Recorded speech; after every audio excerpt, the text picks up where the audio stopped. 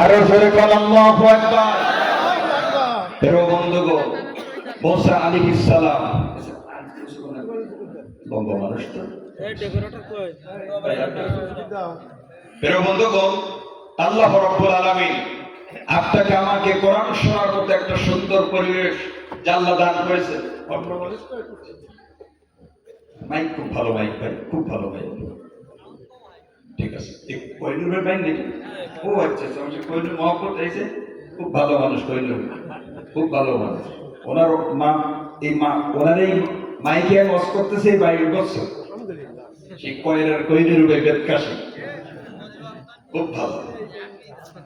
আল্লাহ প্রিয় বন্ধুগণ, তবে আল্লাহ পাক রব্বুল আলামিন মুসা নবীকে যেতে বললেন ফেরাউনের কাছে, কেন সে সীমা লঙ্ঘন করেছে, আর সীমা লঙ্ঘন যারা করে তাদের পতন অনিবার্য প্রমাণ করে গেছে শেখ হাসিনা। কথা বলে ঠিক লাগে, কোনো মিস নেই। এইরকম একটা মাহফিলের পারমিশন নেওয়ার জন্য কর্তৃপক্ষ থানায় হাঁটতে হাঁটতে পায়ের নিচের চামড়া উঠে যেত। কথা বলে ঠিক আছে, তারপরে অনুমতি দিত না। ওসির কাছে যাবেন, অনুমতি হবে না, ওপরের চাপ। এখন ওপরের চাপ যে কি, এর ব্যাখ্যা কেউ করে না। যাও তুমি ডিসির কাছে। ডিসির কাছে যখন আপনারা গেছেন, ডিসি সাহেব বলছেন অনুমতি দেওয়া যাবে না, ওপরের চাপ। স্যার, আমার আব্বা সবরে জানি, তোর বাপ মরার টাইম পাইনি, সব ওপরের চাপ। প্রিয় বন্ধুগণ, আমি আপনাদের সম্মুখে একটা কথা বলতে চাই। তারা বারবার বলতো ওপরের চাপ, ওপরের চাপ। এই কথাটা আল্লাহ পাক রব্বুল আলামিন তার শাহী দরবারে এমন ভাবে কবুল করেছে। 5 তারিখে যখন বৈষম্য বিরোধী ছাত্র আন্দোলন শুরু হয়ে গেল, বারবার তারা বলতো ওপরের চাপ, ওপরের চাপ।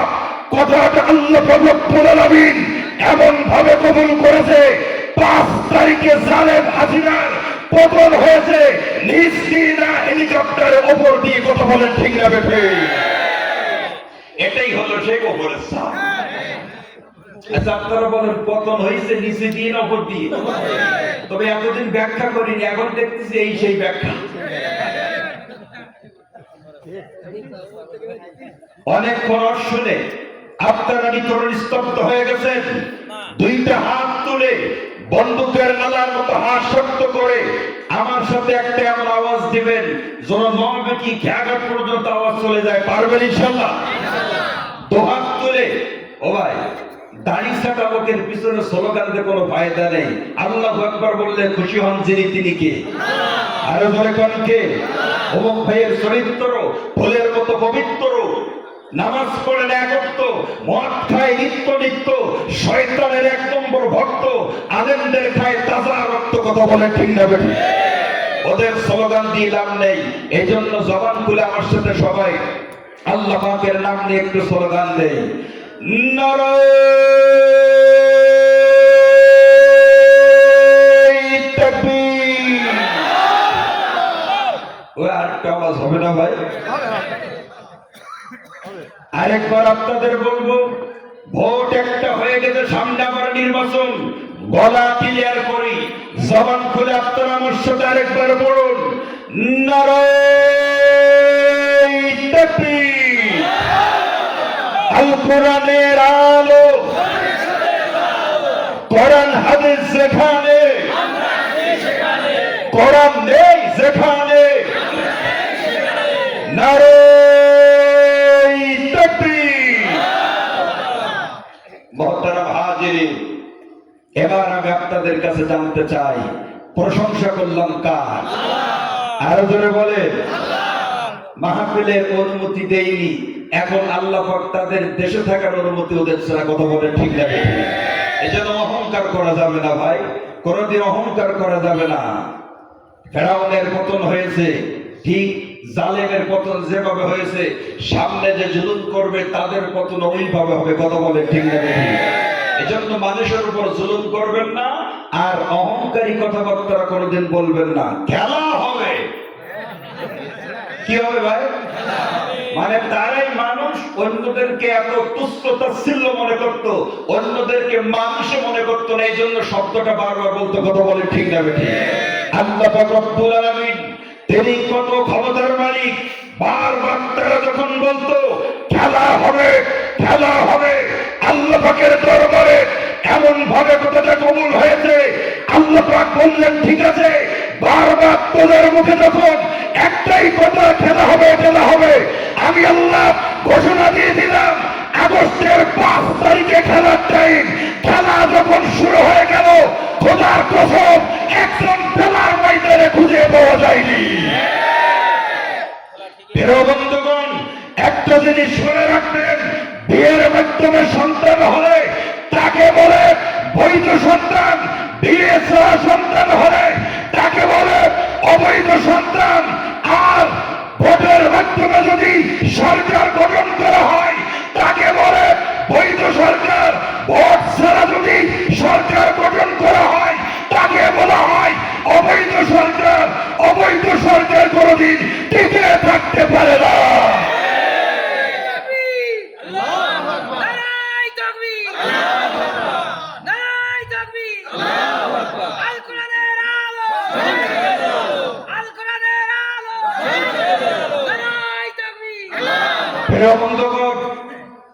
একটা মানুষ তার সারা জীবনে যত খুশি হয়েছে, আপনারা বাঘের মতো গগনভেদী চিৎকার দিয়ে বলেন, একটা মানুষ সারা জীবনে যত খুশি হয়েছে, আমার মনে হয় জালেম হাসিনার পতনের পরে এর চেয়ে বড় খুশি একটা মানুষ জীবনে আর কোনোদিন হয়নি।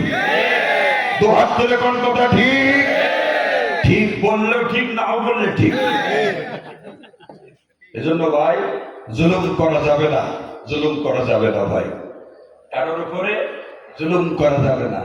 আইবের শাসন, বঙ্গবন্ধুর ভাষণ, জিয়া কেটেছে খান, এরশাদের নানান্তর, বদরুদ্দিন মহিউদ্দিন, সব কিছু দেখা শেষ। আমরা বাংলাদেশে দেখতে চাই একটু কোরআনী বাংলাদেশ। কথা বলেন ঠিক না বেঠে? কোরআনের বাংলাদেশ আমরা দেখতে রাজি কি রাজি না? এবার যে কথাটা বলতেছিলাম, এশার 4 রাকাত ফরজ কিভাবে ধার্য হলো? ফেরাউন বলল, মুসা নবীকে বলল, আল্লাহ যাও ফেরাউনের কাছে দিনের দাওয়াত নিয়ে যখন গেছে, ফেরাউন তখন বলল, তুমি তো প্রায় সময় আমাকে দাওয়াত দাও, তোমার রবকে জিজ্ঞেস করো। কারণ ফেরাউন তো নিজেই খোদা বলে দাবি করেছিল, আল্লাহ বলে দাবি করেছিল। শুধু আল্লাহ না, সে বলছিল আনা রব্বুকুমুল আলা, আল্লাহর ভেতরে আমি বড় আল্লাহ। এই দাবি করার কারণে সে বলল, তোমার খোদার কাছে জিজ্ঞেস করো, আমি খোদা যদি তোমার খোদার উপরে ঈমান আনি, তোমার খোদা আমাকে কি পুরস্কারে পুরস্কৃত করবে। ভালো করে বলবেন, এশার 4 রাকাত। আশরাফ আলী থানভী রহমাতুল্লাহ আলাইহি, মুজাদ্দিদে মিল্লাহ, হাকিমুল উম্মাহ, উনি লেখছেন তার খুতবার ভেতরে, আল্লাহ পাক মুসা নবীকে জানিয়ে দিলেন, ও মুসা, ফেরাউনকে জানিয়ে দাও, যদি সে ঈমান আনে আমি 4টা পুরস্কারে তাকে পুরস্কৃত করব। দুহাত তুলে কোন সুবহানাল্লাহ। প্রিয় বন্ধুগণ, আল্লাহ পাক রব্বুল আলামিন এবার তিনি ডাক দিয়ে বলেন, ও মুসা, তুমি তাকে জানিয়ে দাও আমি আল্লাহ 1 নম্বর পুরস্কার দেব যদি ফেরাউন আমার উপরে ঈমান আনে। 1 নম্বর, যতদিন ফেরাউন দুনিয়ার বুকে জিন্দা থাকবে কোনদিন ফেরাউনের রোগ ব্যাধি হবে না, রোগ ব্যাধি কোনদিন হবে না। আর 2 নম্বর পুরস্কার তুমি তাকে জানিয়ে দাও, ফেরাউন যতদিন পর্যন্ত দুনিয়ায় জীবিত থাকবে কোনদিন বুড়া হবে না। আর 3 নম্বর, কিয়ামত পর্যন্ত হায়াত পাবে।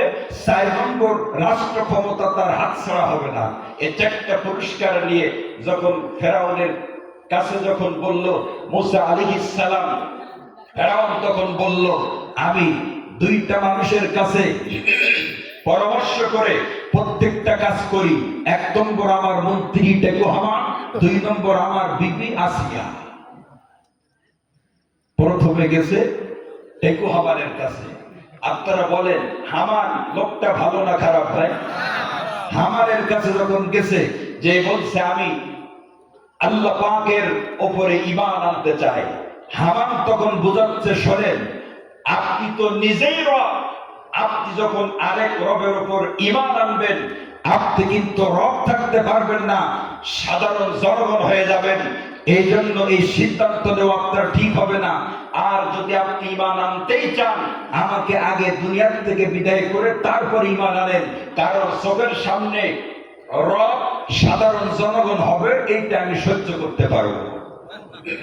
কত নম্বরের দুষ্ট চিন্তা করে।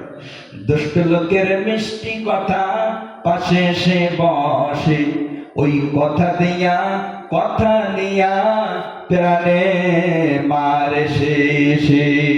কথা বলে ঠিক না? ফেরাউন তখন এই কথা শুনে বলতেছে, ঠিক আছে আর কোনো কথা না, ঈমান আমি আনবো না, যা ছিলাম তাই। মুসা নবীর উপরে আগে যে ক্ষিপ্ত ছিল, তার এরপরে যে মুসা নবীর উপরে আরো বেশি ক্ষিপ্ত হয়ে গেল। বন্ধুরা, আল্লাহ রব্বুল আলামিন তিনি কত ক্ষমতার মালিক আমার আল্লাহ। এবার ফেরাউন বলল, এই মুসাকে আমার এলাকায় রাখা যাবে না, একটা তাড়া দিয়ে মুসাকে আমরা পার করে দেব সাগরের ওপারে।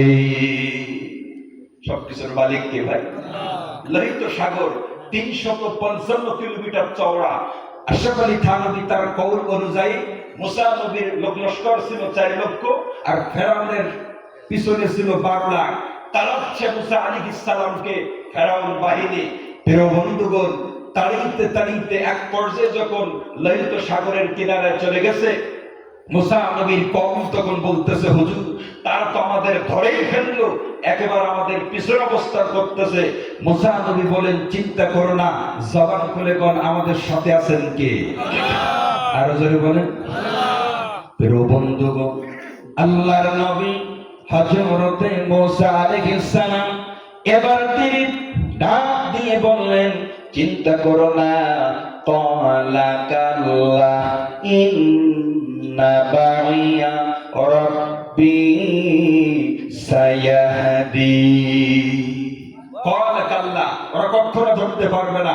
ইন্না মাইয়া রাব্বি, আমার রব আমার সঙ্গে রয়েছেন। সায়াহদি, ইয়াহদিন শব্দর আগে যখন সা অথবা সাউফা আসে তখন অর্থ আসে ওয়াসিলেই, খুব তাড়াতাড়ি। তিনি বললেন, সায়াহদিন, আমার রব খুব তাড়াতাড়ি সাগরের বুক চিরে আমাদের জন্য চলাচলের রাস্তার ব্যবস্থা করে দেবে। জোরে কোন সুবহানাল্লাহ।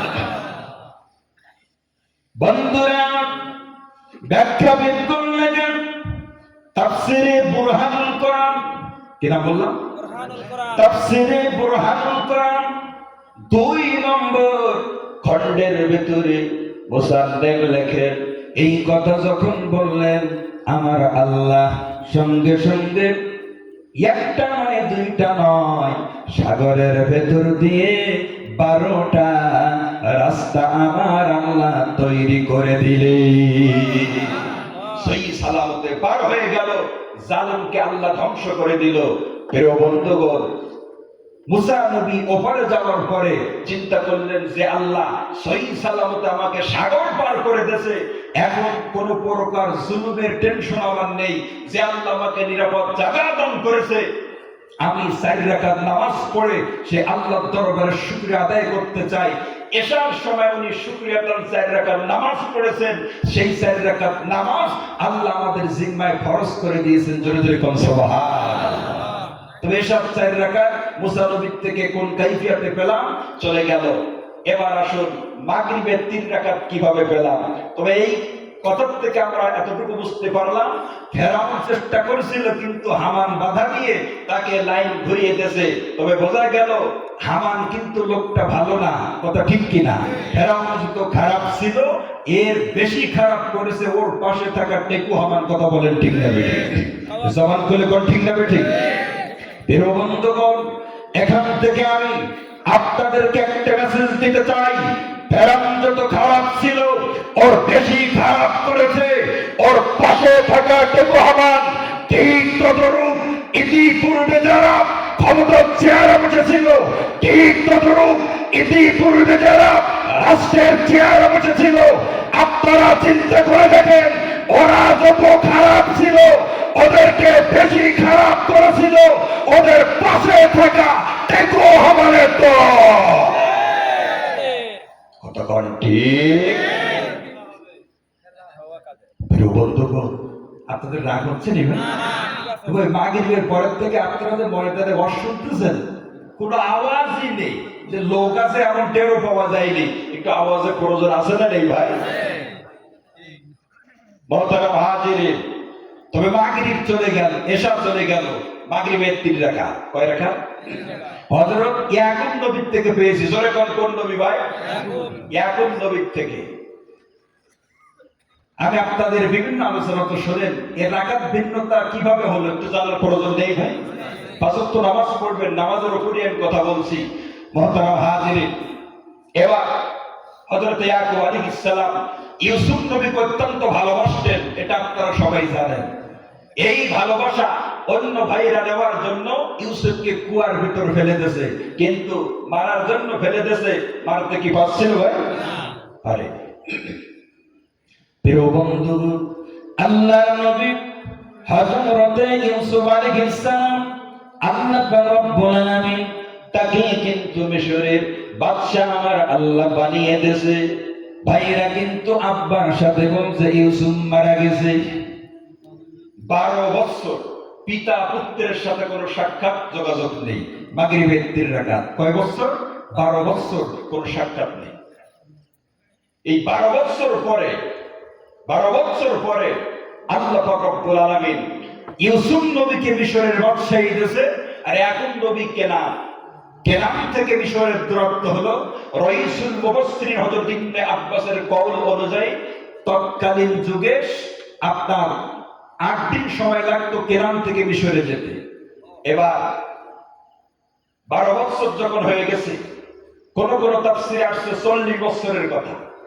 নামাজের অজানা তথ্য এই কিতাবে আসছে 40 বছরের কথা। 40 বছর যখন হয়ে গেছে, আল্লাহ পাক ইউসুফ নবীর আব্বা ইয়াকুব নবী সন্তানের জন্য কাঁদতে কাঁদতে 2টা চক্ষু তার অন্ধ হয়ে গেছে। সূরা ইউসুফের ভিতর আয়াত এসেছে, আমি একটু পরে আয়াত পড়তেছি। আল্লাহ পাক জানিয়ে দিলেন, ও ইউসুফ, ও ইয়াকুব, এটা ছিল তোমাদের পিতা পুত্রের মাঝে পরীক্ষার মেয়াদ উত্তীর্ণ হয়ে গেছে। এখন তোমাদের সাক্ষাতের টাইম হয়ে গেছে। ইউসুফ, তোমার কাছে যে জান্নাতি জামাটা রয়েছে, ওই জামাটা নিয়ে তোমার আব্বার কাছে যাও কেনানে। তোমার আব্বা তোমাকে খুঁজতেছে। যাওয়ার পরে কি করবে? আলা ওয়াজহিহি ফারতাদ্দা বাসীরান। সূরা ইউসুফের আয়াত।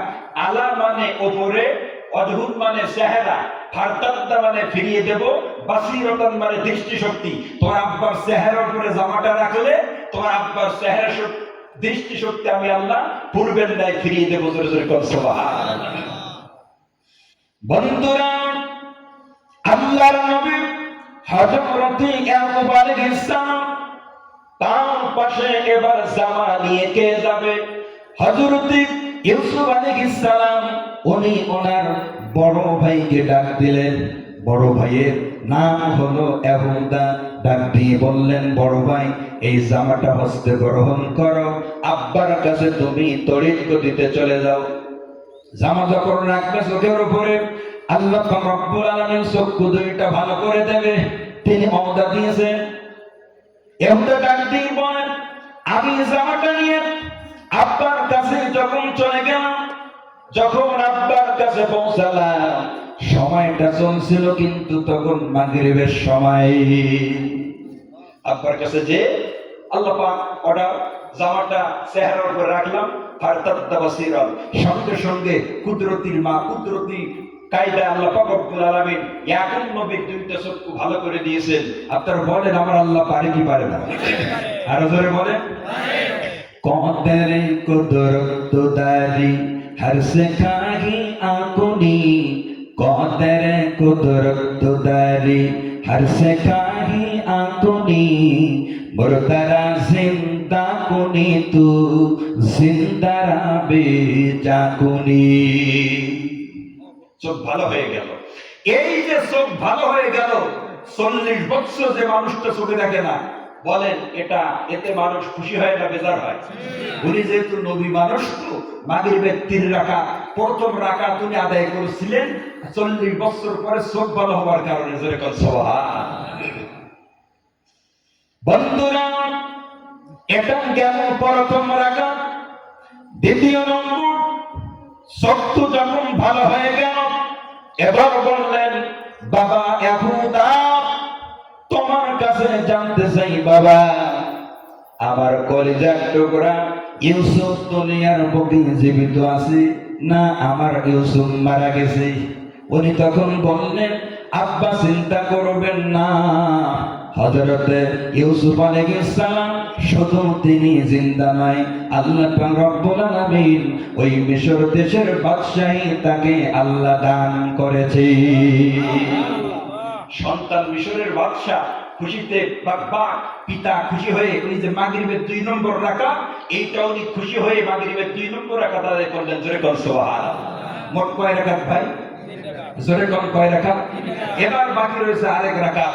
এবার বলতেছে, বাবা ইব্রাহিমী ধর্মের উপরে বরকরার ছিল আমার সন্তান ইউসুফ, সে ইব্রাহিমী ধর্মের উপরে আছে না অন্য ধর্মে চলে গেছে?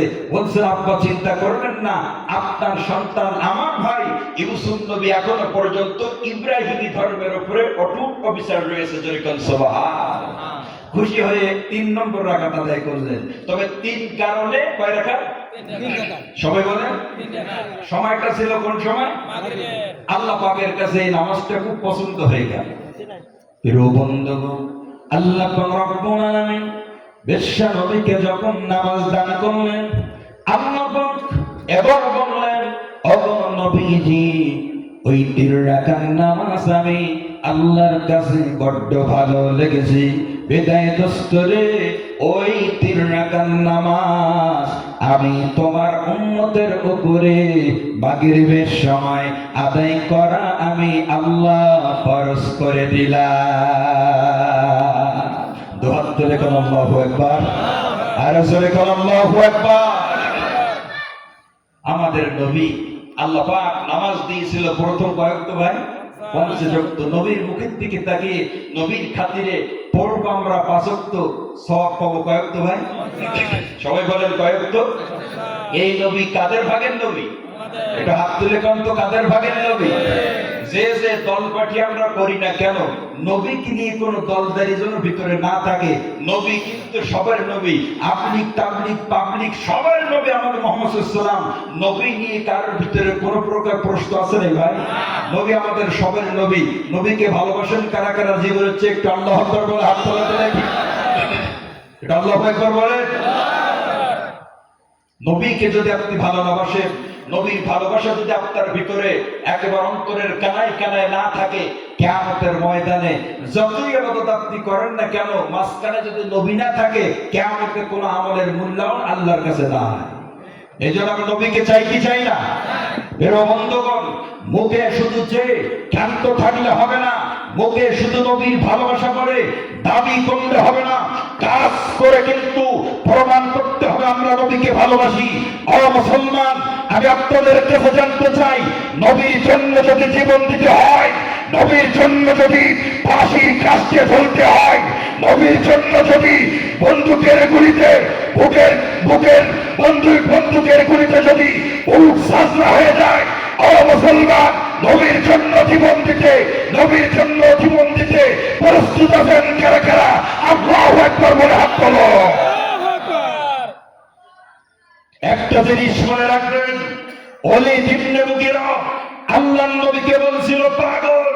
পাগল বলার সঙ্গে সঙ্গে আল্লাহ পাক রব্বুল আলামিন বিশ্ববাসীকে জানিয়ে দিলেন, ওয়ালিদ ইবনে মুগীরা সে একটা জার সন্তান। এই ঘোষণা কার?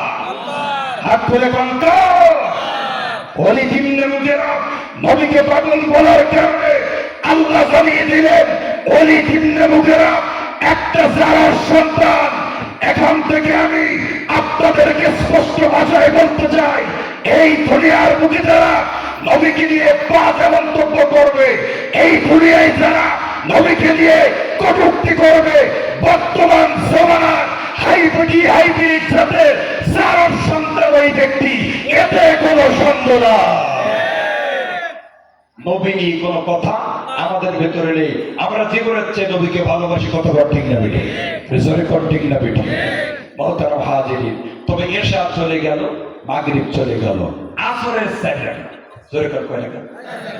সবাই বলে, মানে আপনাদের কষ্ট হইল শেষ নামাবো ইনশাল্লাহ, রাত তুলে কোন শেষ নামাই দেবো ইনশাল্লাহ। আসরের 4 রাকাত, এই 4 রাকাত পেয়েছি হযরত ইউনূস নবীর থেকে। কোন নবী ভাই? সবাই বলেন কোন নবী? ইউনূস নবী। আল্লাহ পাক ইরাকের মৌসুল শহরে দ্বীনের দাওয়াতের জন্য ইউনূস নবীকে আল্লাহ পাক প্রেরণ করেছিলেন। উনি উম্মতদেরকে দাওয়াত দেয়, কিন্তু উম্মতেরা দাওয়াত শুনতে মানতে রাজি না। লম্বা ঘটনা, অবশেষে তারা সিদ্ধান্ত নিল নবীকে প্রাণনাশ করব, এলাকায় রাখা যাবে না। মুহতারাম হাজিরিন, এই খবর যখন ইউনূস আলাইহিস সালামের কর্ণকহর স্পর্শ করলো, উনি তখন চিন্তা করলো এলাকায় থাকা যাবে না। উনি অন্যত্রে চলে যাচ্ছেন হিজরত করে, কিন্তু আল্লাহকে না জানিয়ে চলে যাচ্ছেন। প্রিয় বন্ধু, আল্লাহ পাক রব্বুল আলামিন তাকে না বলার কারণে আল্লাহ কিন্তু অখুশি হয়ে গেল। আল্লাহ পাক এবার কিন্তু হযরতে ইউনূস আলাইহিস সালামকে আল্লাহ পরীক্ষার সম্মুখীন করলেন। দাজলা নদীর পাশে যখন চলে গেছে, তাফসিরে রুহুল মানির ভিতরে আল্লামা আলুসি রাহমাতুল্লাহ তিনি লেখেন, দাজলা নদীর পাশে যখন চলে গেছে, পারাপারের কোনো ব্যবস্থা নাই।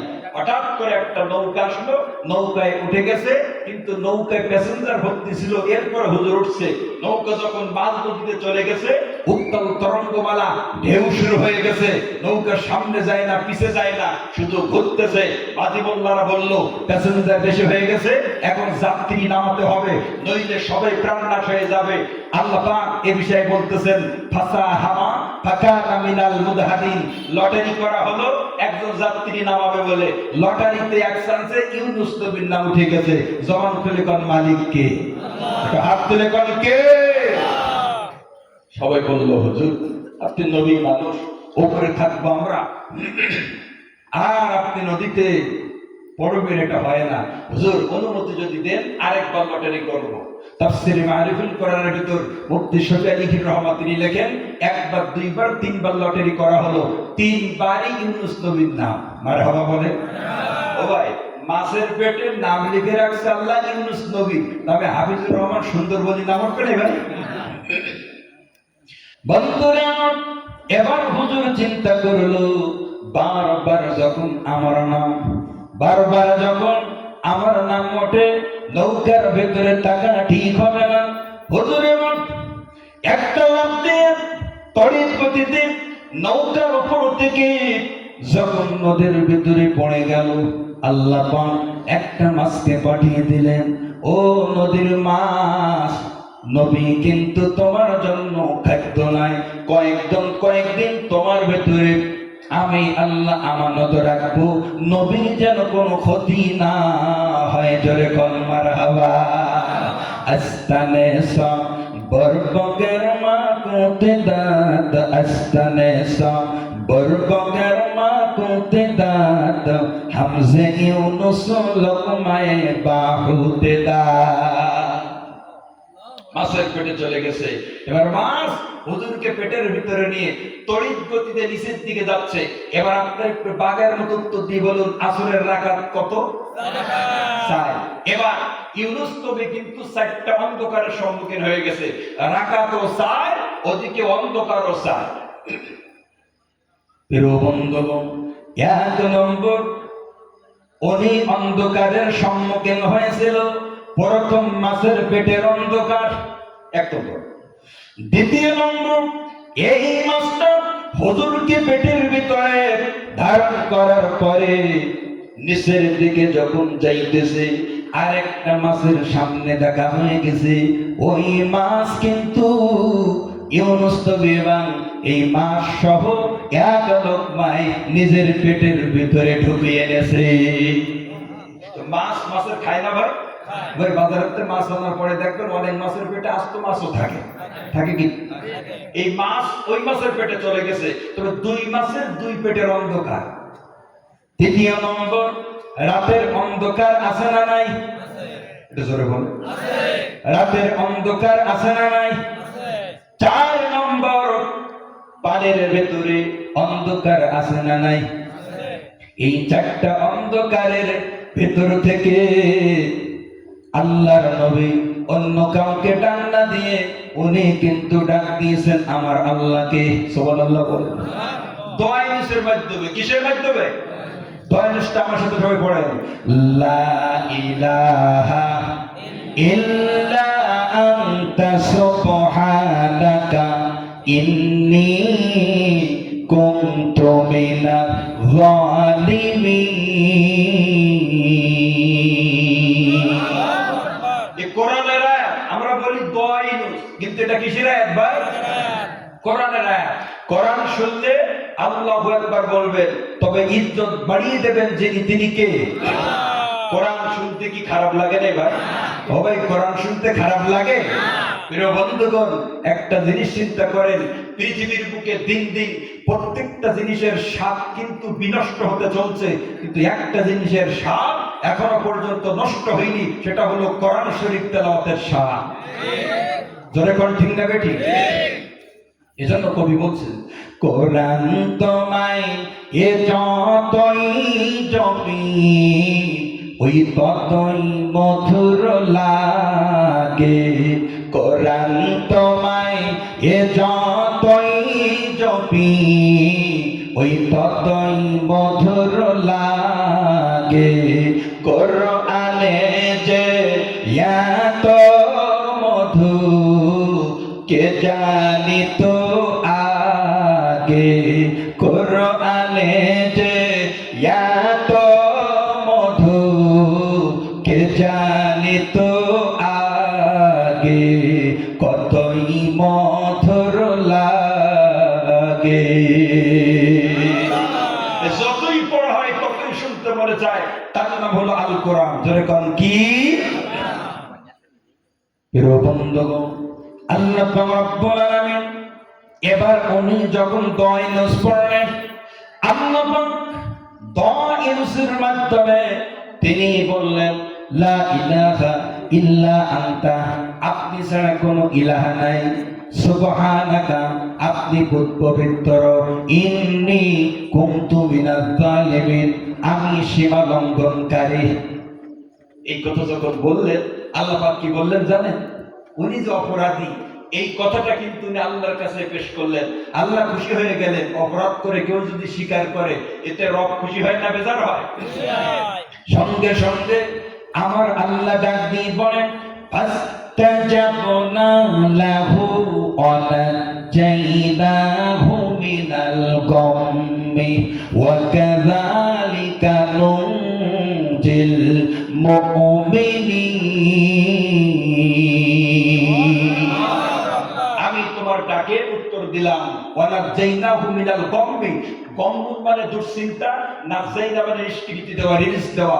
এবং এই কঠিন দুশ্চিন্তা থেকে তোমার রিলিজ দিলাম।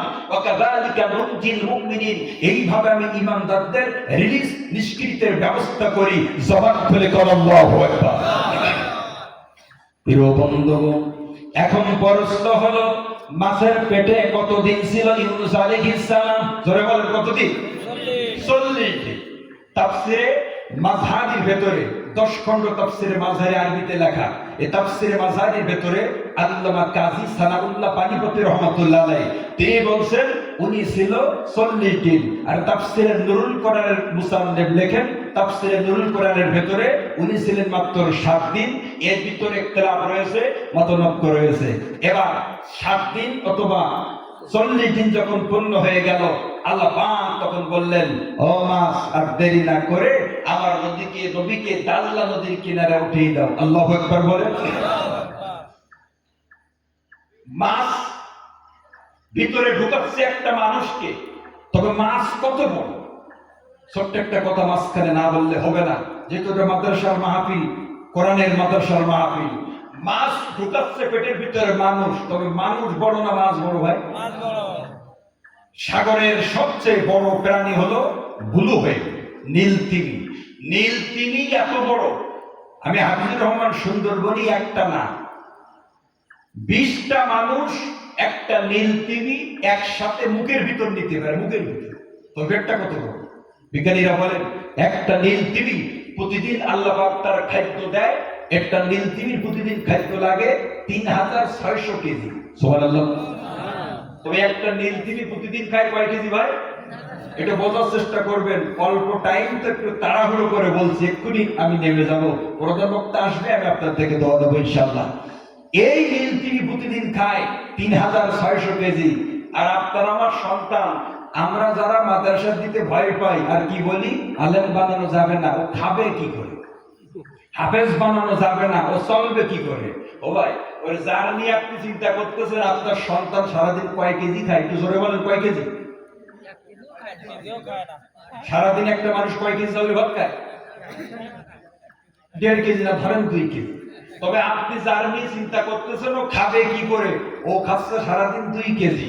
আর ওই সাগরের ভেতরে নীলতিমি, কোটি কোটি নীলতিমি, 3600 কেজি একটার লাগে। কোটি কোটি নীলতিমিকে আল্লাহ পাক তিরক্ত খাওয়াচ্ছেন।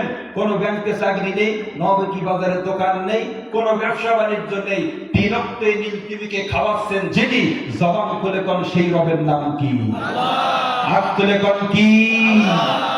সে আল্লাহর উপরে ভরসা করছিল, তার রিজিকের কোনো ঘাটতি নেই, শুধু বাড়তি। আর আপনি আমি আল্লাহর উপরে ভরসা ঠিক মতন করি না, বাড়তি না, শুধু ঘাটতি। কিন্তু মনে রাখবেন, এই যে কোরআনকে অপমান করলেন, যে যদি হাফেজ হয় খাবে কি করে, এতে কিন্তু আল্লাহ আপনার উপর খুশি হবে না। কয়েকদিন পরে দেখবেন আল্লাহ বলবে, বান্দা তোর খাবার নিয়ে যখন এত চিন্তা, তোর এমন ডায়াবেটিস বাড়িয়ে দেব, তোর জন্য সারা জীবন ভাত খাওয়া হারাম। এমন ডায়াবেটিস বাড়বে, ডাক্তার বলবে ভাত খাওয়া যাবে না, তুই শুধু সারাদিন খাবি আটা, মানে রুটি, আটা, তুই খাবি সারাদিন আটা।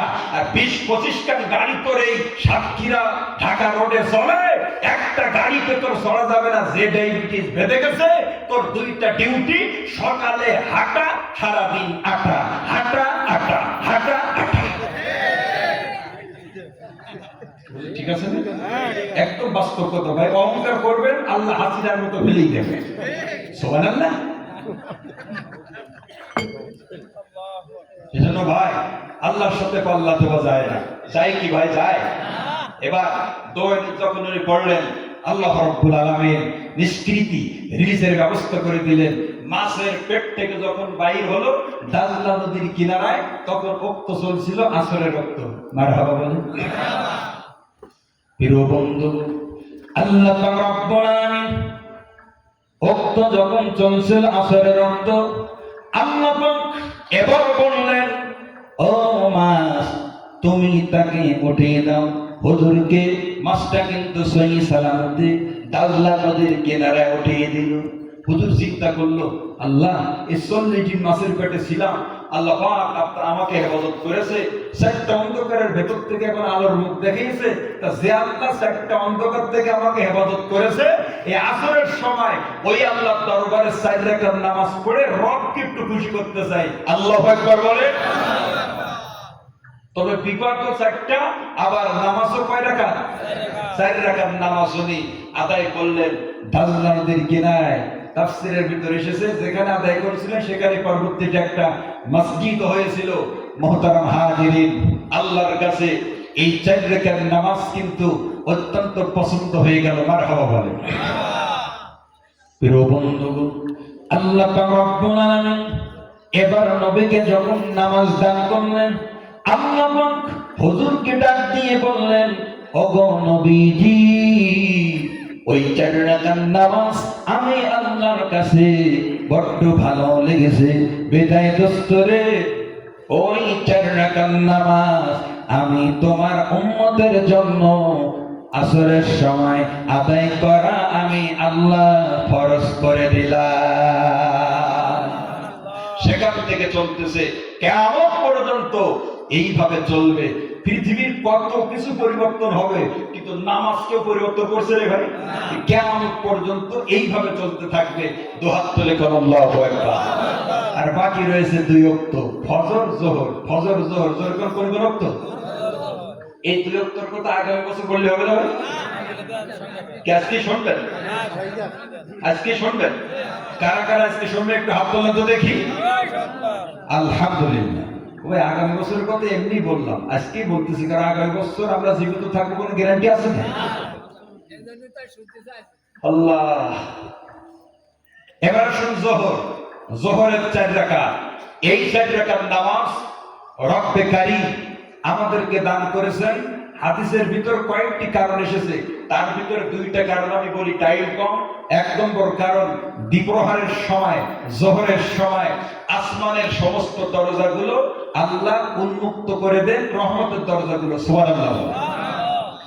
বন্ধুরা, এটা কেন 1 নম্বর। 2 নম্বর, যখন জোহরের ওয়াক্ত হয়ে যায়, আমার আল্লাহ বান্দা বান্দাদের সমস্ত দোয়াগুলো আমার আল্লাহ কবুল করে নেয়। এই যে একটা গুরুত্বপূর্ণ মুহূর্ত, এই দোয়া কবুলের সময় আল্লাহ পাক বললেন, দোস্ত এই টাইমটা আপনার উম্মত খেলায় খেলায় না কাটিয়ে 4 রাকাত নামাজ আমি ধার্য করলাম, ওরা নামাজ পড়বে, আমার কাছে চাবে, যা চাবে আমি আল্লাহ তাই দেব। সুবহানাল্লাহ। এটা সরাসরি আল্লাহ পাক রব্বুল আলামিন রাকাত নির্ধারণ করেছেন। এর বিপক্ষে বিভিন্ন মতামত আছে, ইখতিলাফ আছে। এবার ফজরের 2 রাকাত বলে ইনশাআল্লাহ আমি দোয়া নেব। ফজরের 2 রাকাত, জোরে কোন কয় রাকাত ভাই? আর জোরে কোন কয় রাকাত? আদম নবীর থেকে পেয়েছে। আদম নবী কোন নবী? কিভাবে পেলাম? আদম আলাইহিস সালাম আল্লাহ পাক তৈরি করার পরে বাবা আদমকে রাখছিল জান্নাতের ভিতরে। কিসের ভিতরে? জান্নাতের ভিতরে। হাওয়া আলাইহিস সালাম, আদম নবী আর হাওয়া আলাইহিস সালাম দুইজন বসবাস করতেছে। আল্লাহ পাক কি বললেন? ওয়ালা তাকরাবা হাযিহিস শাজারা ফাতাকুনা মিনাজ জালিমিন। যেখানে ইচ্ছা সেখানে যাও, কিন্তু এই গাছের নিকটে যেও না, গাছের ফল খেও না। আদম নবী এই কথাটা ভুলে গিয়ে উনি ফল খেয়েছিলেন। আল্লাহ পাক ফল খাওয়ার কারণে কি বলছিল? কুল নাহবিতু মিনহা জামিআ, তোমরা দুইজন এখান থেকে নেমে যাও, জান্নাত থেকে দুনিয়ায় নেমে যাও, দুনিয়ার বুকে নেমে যাও। এখন দুনিয়ার বুকে নেমে গেলেন। আল্লাহ পাক যখন তারা ফল খাইলো, তখন সর্বপ্রথম যে প্রভাব পড়লো পোশাকের উপরে। পোশাক কিন্তু আগে জান্নাতি পোশাক দেহ থেকে পড়ে গেল, তবে হারাম জিনিস যখন ভিতরে ঢুকছে, প্রভাব পড়ছে প্রথম পোশাকের উপরে। কিসের উপর ভাই? ও ভাই, এখান থেকে একটা সূক্ষ্ম বিষয় আপনাদের মেসেজ দেই, মনোযোগ দিয়ে শুনবেন। হারাম জিনিস ভিতরে ঢুকছে, সর্বপ্রথম প্রভাব পড়ছে পোশাকের উপরে। এখান থেকে স্পষ্ট আমরা দুনিয়ায় বর্তমান দেখতে পাই, এই দুনিয়ার বুকে অনেক কোটিপতির স্ত্রী রয়েছে, বহু দামি দামি পোশাক পরে, কিন্তু পোশাক হারাম টাকার হবার কারণে ওই মহিলা কিন্তু দেহ ঢিকতে পারে না। এত টানাটানি করে, তার এদিকে টানে, এক জায়গায় টানে ঢেকার জন্য 2 জায়গায় বেরিয়ে যায়, পারবে না। কারণ হারাম জিনিসের প্রভাব পড়ে পোশাকের উপরে। ও শাড়ি কেনা, ওই পোশাক কেনা হারাম টাকা দিয়ে, ও যতই টানো না কেন ঢেকবে না। কথা ঘন্টে বন্ধুগণ, আম্মা জানদের অনেক কথা আজকে প্রয়োজন ছিল, কিন্তু টাইম পেলাম না। এতটুকু বলবো, মহিলাদেরকে পর্দার ভিতরে রাখবেন, 5 ওয়াক্ত নামাজ তাদের পড়ানোর চেষ্টা করবেন। আম্মা জানদের বলবো বেশি বেশি স্বামীর খেদমত করবেন। কথা কোন ঠিক না বেটি? মুহতারাম হাজিরিন, এবার দুনিয়ার বুকে যখন নেমে গেল, তাফসিরে জালালাইন শরীফের ভেতরে এসেছে এবং তাফসিরে নুরুল কোরআনের ভেতরে এসেছে, আল্লাহ পাক ইউনূস নবীকে হযরতে আদম আলাইহিস সালামকে নামিয়ে দিলেন ভারতের শরণ দ্বীপে, যেটাকে বর্তমান শ্রীলঙ্কা বলা হয়। শ্রীলঙ্কা নামিয়ে দিয়েছে আদম আলাইহিস সালামকে। আর আদম নবীকে কোন জায়গায় নামিয়ে দিয়েছে? শ্রীলঙ্কায়। আর হাওয়া আলাইহিস সালামকে আল্লাহ নামিয়ে দিয়েছে কোন জায়গায়? জেদ্দায়। মক্কা শরীফ থেকে 80 কিলোমিটার দূরে জেদ্দা। ওখানে দুইজনকে নামিয়ে দিয়েছে রাতের বেলা। ফজরের 2 রাকাত, কথা মনে আছে তো ভাই? ফজরের 2 রাকাত। এবার আদম নবী নামার পরে দেখে চতুর্দিকে শুধু অন্ধকার আর অন্ধকার। আবার জান্নাতি অন্ধকার ছিল না? যেরকম ছিল না। পাঁচ বুজুর্গে হস্ত আন্দার ইয়াদে ও, পাঁচ বুজুর্গে হস্ত আন্দার ইয়াদে ও, ইয়াদে ও কোন, ইয়াদে ও কোন, ইয়াদে ও। আল্লাহকে স্মরণ করেন। আল্লাহ, এ জান্নাতে তো অন্ধকারে দেখিনি, এখন দেখতেছি চতুর্দিকে অন্ধকার, কারণটা কি? আল্লাহ, আমার তো ভয় হচ্ছে। এবার আল্লাহ ডাক দিয়ে বলেন, আদম চিন্তার কোনো কারণ নাই। এই অন্ধকার একটু পরে থাকবে না, সবে সাদেক যখন হয়ে যাবে আমি আল্লাহ অন্ধকার তখন চিরন্তরে দূর করে দেব, আর তুমি অন্ধকার খুঁজে পাবে না সবে সাদেকের পরে। তুই একটু দেরি করো, অন্ধকার দূর হয়ে যাবে, সবে সাদেক একটু অপেক্ষা করো। বন্ধুরা, সবে সাদেক যখন হয়ে গেল, অন্ধকার যখন দূর হয়ে গেল, আলোর ব্যবস্থা আমার আল্লাহ যখন করে দিলেন, আদম নবী তখন চিন্তা করলেন যে আল্লাহ সুন্দর একটা আলোর ব্যবস্থা আমার জন্য করেছে, এখন আমি 2 রাকাত নামাজ পড়ে ওই আল্লাহ পাকের দরবারে শুকরিয়া যদি আদায় করি আমার আল্লাহ খুশি হয়ে যাবে। এই জন্য আদম নবী যে সময় আমরা ফজরের নামাজ আদায় করে ওই সময় উনি 2 রাকাত ফজরের ফরজ নামাজ আদায় করেছিলেন। জোরে বলেন মারহাবা। ওই 2 রাকাত নামাজ রব্বে কারিমের দরবারে অত্যন্ত পছন্দ হয়ে গেল। প্রিয় বন্ধুগণ, ঠিক সেই 2 রাকাত নামাজ আল্লাহ পাক আমাদের জিম্মায় ফজরের সময় আদায় করা ফরজ করে দিয়েছেন। দুহাত তুলে কোন মারহাবা, আরো জোরে কোন মারহাবা। ও ভাই, শর্টকাট টাইমের ভিতরে তাড়াহুড়ো করে আমি ওয়াদা কিন্তু ঠিক রেখেছি, আমি ওয়াদা ভঙ্গ করছি রে ভাই। বহুত বক্তা আছে 2-1টা বাদে রেখে চলে যায়।